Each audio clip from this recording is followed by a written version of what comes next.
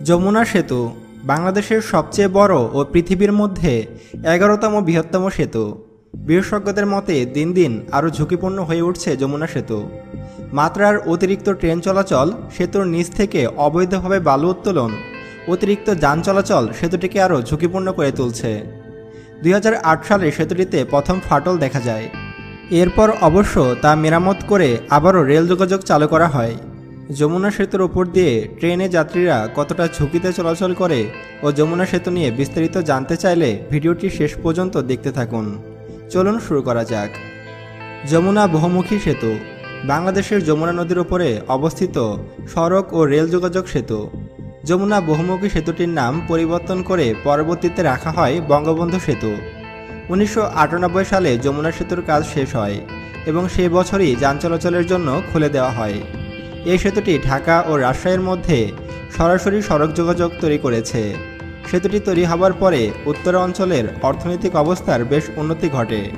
সেতুর মূল পরিকল্পনায় সিঙ্গেল ট্রাকশন নন ইলেকট্রিক মিটার গেজ ট্রেন চলাচলের কথা ছিল। সেই পরিকল্পনায় ৪টি ট্রেন মোট ৮ বার দৈনিক চলাচলের কথা ছিল। কিন্তু বর্তমানে ৪টিরও বেশি ট্রেন এই সেতুর উপর দিয়ে দৈনিক চলাচল করছে। ২০০৮ সালে সেতুটিতে প্রথম ফাটল দেখা যায়। সেই সময় সেতু বিভাগ ও বিশেষজ্ঞরা ফাটলটিকে হেয়ার ক্র্যাক হিসাবে আইডেন্টিফাই করেছিল।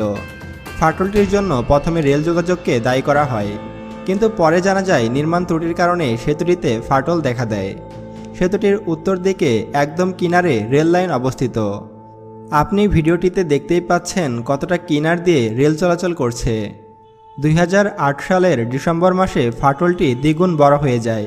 এরপর ঠিকাদারি প্রতিষ্ঠান নিয়োগ করা হয় ও সেতুটির মেরামত কাজ করা হয়। এরপরেও প্রতিদিন কতটা ঝুঁকি নিয়ে ট্রেন চলাচল করছে তা জানলে আপনি অবাক হবেন। কারণ এই সেতু দিয়ে দৈনিক ৪টি ট্রেন চলাচলের কথা থাকলেও তার চেয়েও অনেক বেশি ট্রেন চলাচল করছে। সেতুটিতে ফাটল দেখা দেবার পর থেকে ট্রেনের গতি অনেক কমিয়ে দেওয়া হয়। আগে সেতুটি পার হতে একটি ট্রেনের ৮ থেকে ১০ মিনিট সময় লাগত, আর বর্তমানে ২৫ থেকে ৩০ মিনিট সময় লাগছে। কিন্তু ট্রেন ধীর গতিতে চললেও যেটি মূল কথা সেটি হলো এই ধরনের একটি স্থাপনা যেটির এক কোণে রেল লাইন অবস্থিত, যেটি মূল পিলারের থেকেও অনেকখানি দূরে অবস্থিত। অর্থাৎ মূল ট্রেনের যে ওজন, সে ওজনটি যাচ্ছে সেতুর একদিকে। এটিকে অনেকে নির্মাণ ত্রুটি বলে দাবি করে, আর এটি সেতুটিকে অনেকখানি ঝুঁকিপূর্ণ করেছে।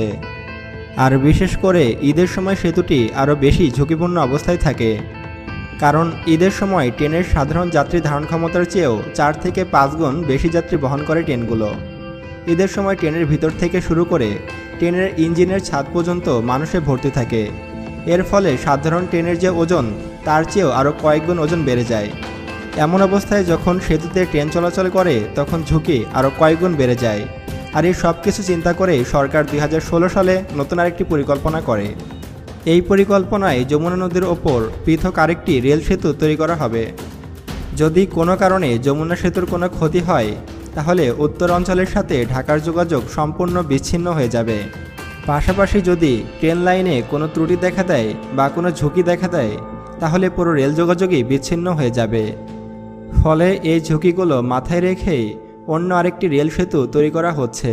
তবে যমুনা রেল সেতুর কাজ এখনও শুরু করা হয়নি, আর ঠিকাদারও নিয়োগ করা হয়নি। আবার অন্যদিকে সেতুর নিচ থেকে অবৈধভাবে বালু উত্তোলন করা হচ্ছে। অপরিকল্পিতভাবে দেদারসে সেতুর পাশ থেকে বালু উত্তোলন করছে একটি চক্র।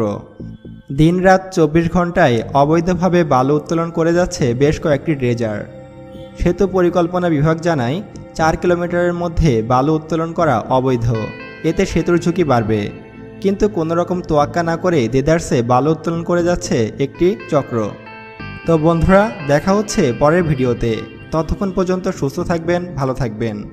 আর আপনি যদি আমাদের চ্যানেলে নতুন হয়ে থাকেন তাহলে এখনই সায়েন্স বিডি চ্যানেলকে সাবস্ক্রাইব করুন এবং পাশে আসা বেল বাটনে ক্লিক করুন। সর্বশেষে thanks for watching, stay with me, good bye.